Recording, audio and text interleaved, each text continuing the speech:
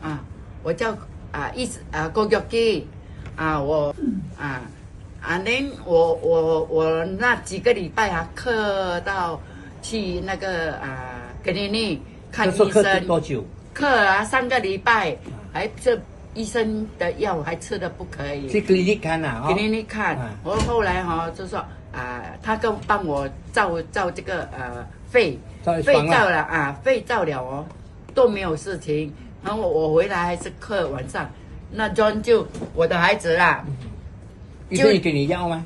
有那个咳嗽药水啊，有吃吗？有吃，还有效吗？都没有效，就是晚上又是咳得要死。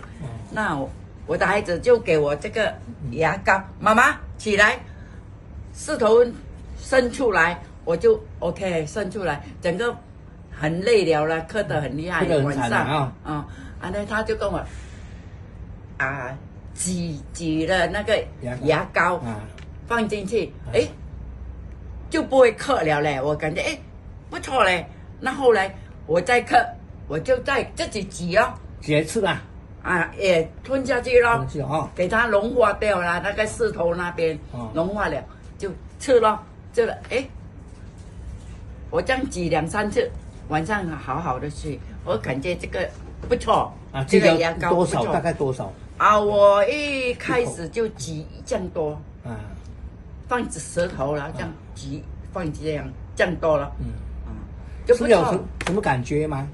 有一点感觉冰冰的，冰冰了那我介绍我朋友买了，我跟他说你咳嗽真的咳到很厉害，就跟他挤下去，好像当做吃糖一样啦，含住那个喉咙哦，它会融化掉。你吃了3次啦？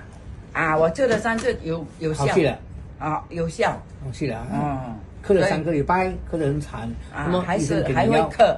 给你药吃了没有效那么这个吃3次就好了。对呀。现在没再咳了没有了，现在好了，好多了。如果人家有咳嗽咳得很辛苦的人你会不会劝告他？会，这个药？我会我就是叫我朋友，我跟我朋友讲了，我介绍他试试看了，他说可以，什么都可以，烫到啦。